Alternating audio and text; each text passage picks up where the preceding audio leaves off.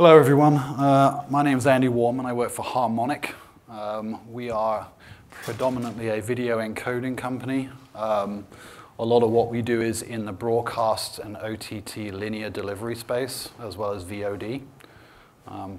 If you are watching programming from people like DirecTV and CBS and NBC and all these kind of people, then you'll find a lot of what we do in the background in terms of delivering the video. What I'm going to talk about today is some of the market trends that are pushing people to think differently about how they're going to deliver content. And specifically how you can use cloud-based technologies as opposed to physical hardware you would buy and install in a facility to actually solve some of these problems. So first thing is that normal linear television has been done the same way since inception, really, where channel providers provide content over some sort of network, including satellite, that gets distributed to the consumer.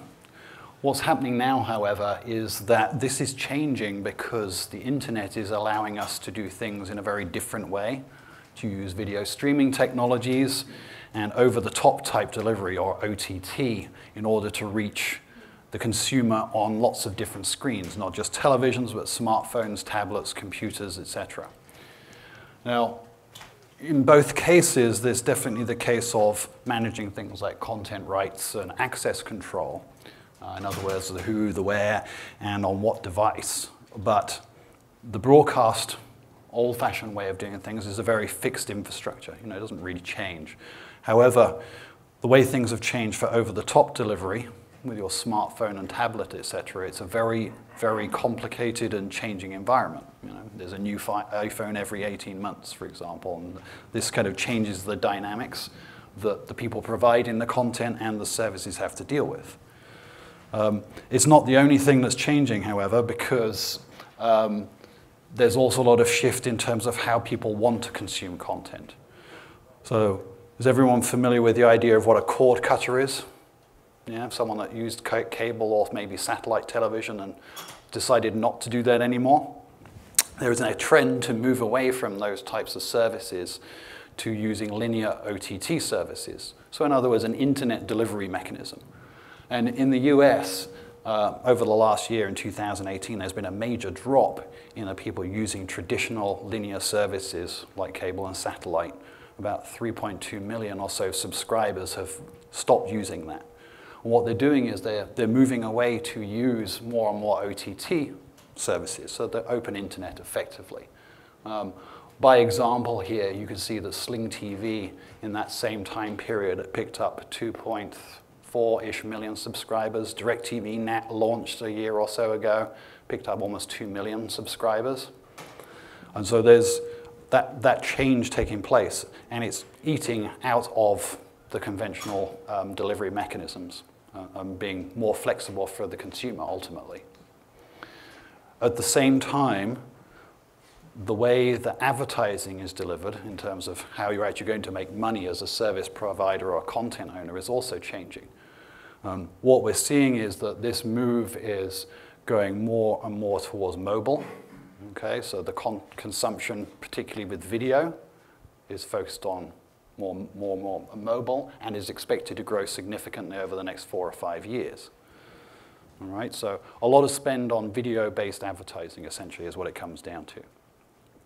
And really, the way to visualize this is in the last decade or so, there's been a major shift, and there's expected to be, by 2021, about $65 billion worth of spend just on video advertising, right? So a major change compared to what it was like a decade before, where it was in about the $5 billion range. Okay, it's about a 15x change over a period of about a decade. Now, I mentioned OTT, so over-the-top delivery.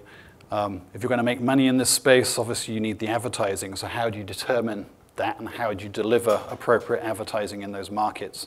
Well, first thing is what OTT is. Really, you can look at it in two distinct ways. You can look at the Netflix type model, where you're watching content on demand, and you can also look at it as those services are like DirecTV Now, Sling, and PlayStation View, where they're actually giving you the full linear lineup like you would have on cable and satellite, all right, but it's delivered over your internet connection instead.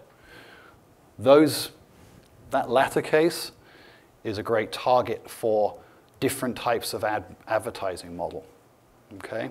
Or targeted advertising, ones that are directed specifically to consumers or consumer households, as opposed to more generic advertising that hopes to hit the target by advertising to many different target audiences, all right? Now, in the meantime, it's not just this shift to OTT that's taking place. There's actually an awful lot of technology changes and other reasons for driving changes. So the IABM is an organization that represents many vendors, and they do studies every year on the shifting trends. One of the things that they noted is that media companies are managing and distributing content in different platforms, right, targeting different types of consumer in virtual and physical methods to reach consumers. All right? In other words, it's a very difficult task to be able to hit every kind of target consumer. All right? It's a very costly process. It's complicated. All right? And it means that an awful lot of different technologies are required to get there. And if you can see the graph there, this multi-platform content delivery, which is what OTT delivery is the most significant trend. It's the one that the vast majority of content owners and content distributors are trying to solve that problem because you see it as a major growth opportunity for making money, okay? Not just as a great way to consume linear television in a different way, but also as an opportunity to make money. All right? Well, what problem are they really trying to solve? Well, it's likely 1, 2, or 3 of these 3 key points. And so the first thing is they are seeing an opportunity to find new revenue streams. In other words, they want to find new ways to generate more advertising dollars. They want to be able to start new services quicker. All right, and that's really what we're focused on for this session, is how to do things more quickly and more effectively. And also, they may want to actually move away from conventional infrastructure, video servers and graphics devices and all this sort of hardware-based approach to using more software. So they want to do it at a lower cost. Well, if you want to make money in OTT, you're going to want to do something called personalized advertising, more than likely. In broadcast, however, it's a one-to-many delivery system. Right? You've got one source of content delivered to many, many consumers, and you're going to use a simple broadcast advertising model, and your best opportunity to hit individual viewers with the right advertising is with localized advertising. It's not very effective, right? Because you're going to target a small geography with direct advertising. It's an entirely different situation with over-the-top, because there is a one-to-one relationship between the content delivery service and the consumer. And that's good because we can use something called dynamic ad insertion to specifically, individually target each household, each consumer with specific advertising that they're far more likely to pick up and actually want to consume based on the profiles that we create over time as the content owner and service provider. Okay, so as I said, I work for Harmonic. We've been in this space for quite some time. We operate something in the region of 40,000 OTT channels. And over the last couple of years, we've seen a big shift away from systems that were built on hardware to systems that use cloud-based technology. That means products that run in AWS or Microsoft Azure, those kind of platforms, as opposed to physical infrastructure. In fact, in the last 9 months, there's been something like 150% growth for us in that space. So you can see it's not just a shift away from broadcast to OTT, but it's also how our customers want to operate those channels, because they need to be more flexible. They need to be more agile. They want to be able to start services and turn them off if they don't work too well. They need that flexibility. So how these systems work. Cloud-based systems will use typically a series of microservices or software modules that will allow you to create create and deliver all the content in the way that you need them to. Harmonic provides lots of different modules you can use if you need them, based on the customer you're looking for. The key, though, is it lets you operate the linear channels and on-demand channels. So it's not just live sports, news, and those sort of things that we're able to solve with cloud technology, but also being able to make file-based content that we can watch programming later. So if you miss the voice, you can watch that later on demand through the app, right? And all of those kind of things can be delivered over the cloud, not just voice as it happens, but also you can watch episodes that you missed because those are also captured and stored in the cloud. You can also launch the channels quickly. It only takes a few minutes, maybe a couple of hours to start an entirely new channel if you use the cloud, versus weeks or months if you physically had to build it with hardware. So there's a very big difference in terms of how much effort it's going to take to start a new channel.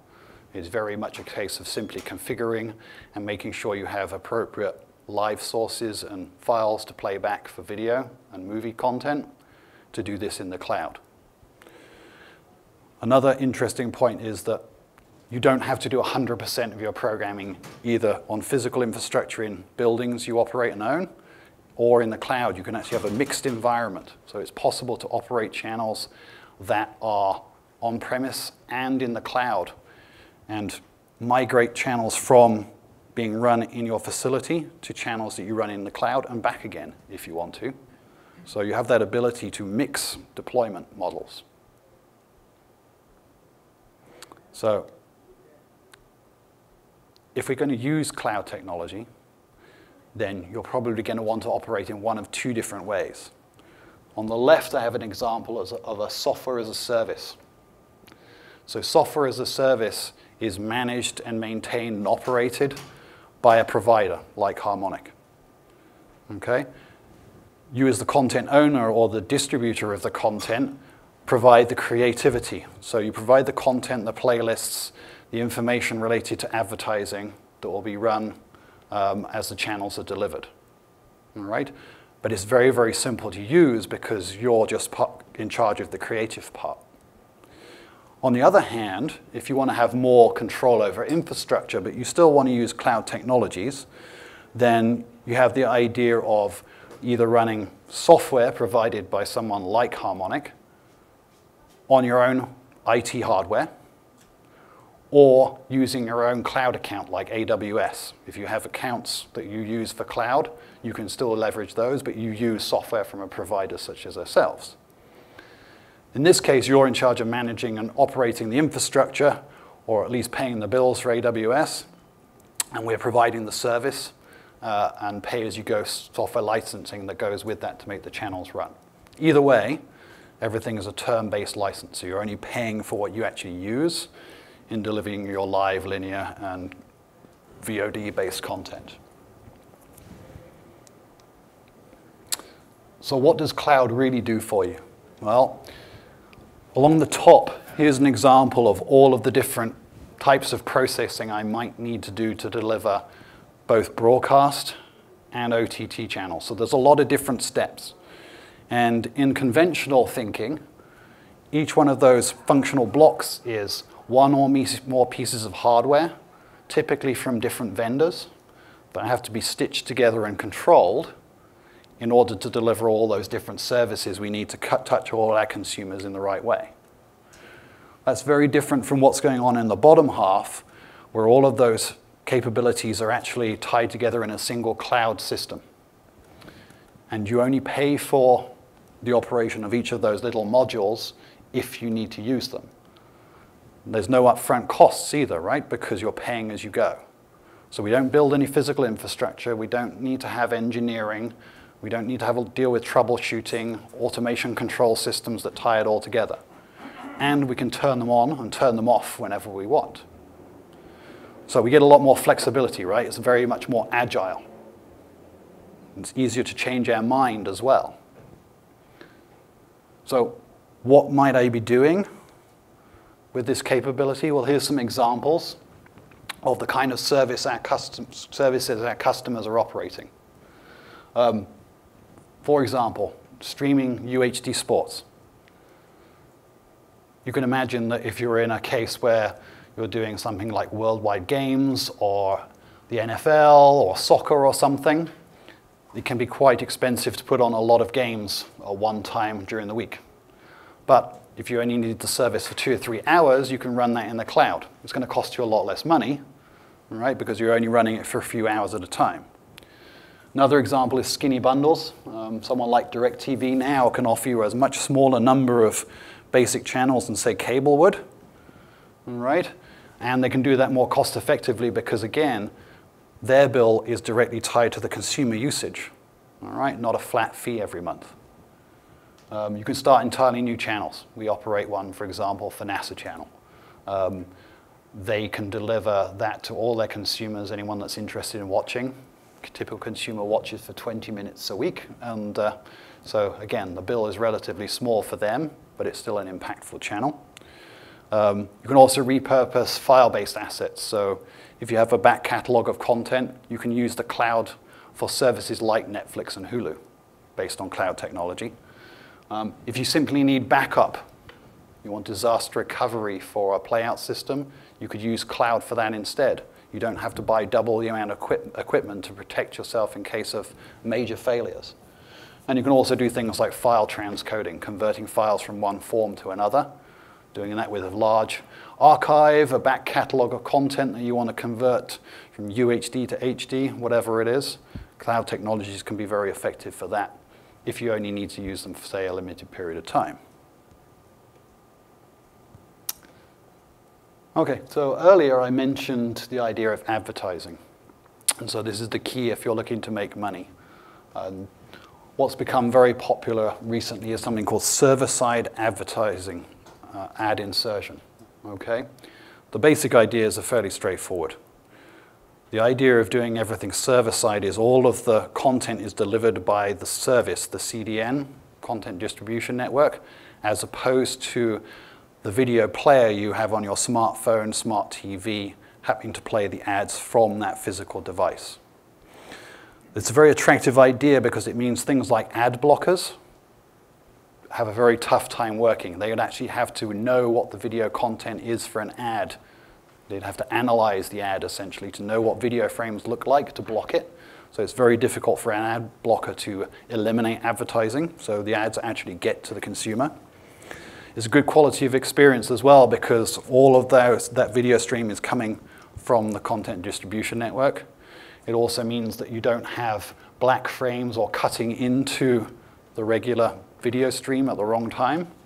All right, so the experience is more seamless for the consumer as well. And the players don't really change. They're getting a continuous stream, even though it's personalized ads in there, specific areas of interest that the customer is more likely to pick up and buy things from based on the advertising. All right?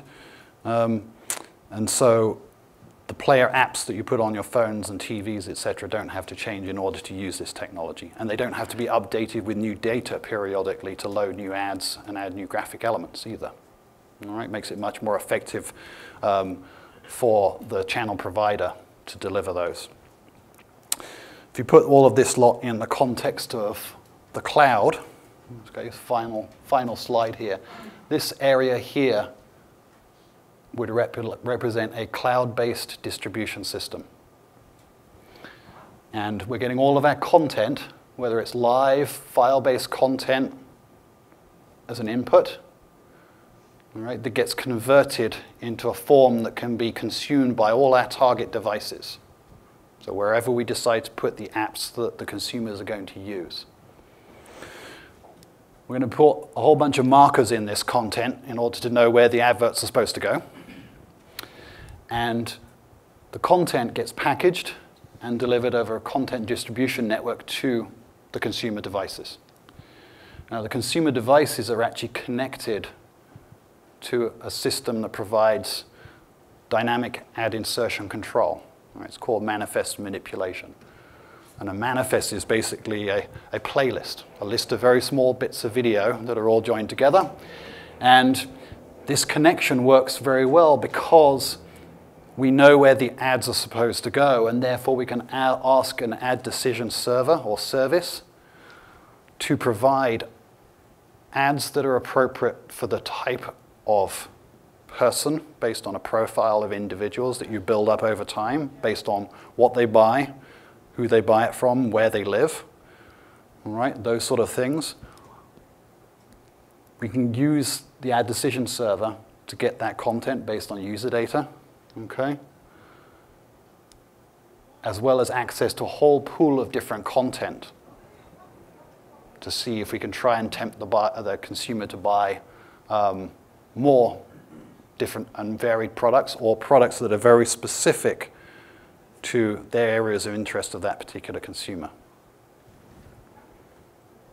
So the end experience for the consumer is that they get a linear TV channel just like they did if they'd used cable or satellite, but the advertising content can have a large proportion of ads that are very specific to what they're more likely to buy. And therefore the ads are worth more per ad compared to a broadcast ad where everyone gets the same one. Okay, so quick conclusion then. You can launch and operate linear channels and on-demand channels much more quickly and more effectively with cloud technology than building a physical infrastructure in order to accomplish the same goal. The key thing with cloud is that it lets you jump on the new market opportunities. You can try stuff very quickly. It's okay to try and fail in cloud compared to physical infrastructure because the cost, the barrier of entry on cost is very, very small. So you can try and fail several times and spend relatively little money compared to trying to do that with physical equipment. Last thing, cloud lets you monetize, in other words, make money on your content using the dynamic ad insertion approach. That kind of technology is really a game changer for content owners and content delivery and service providers. That's it. Thank you. All right, very good. Round of applause for Andy.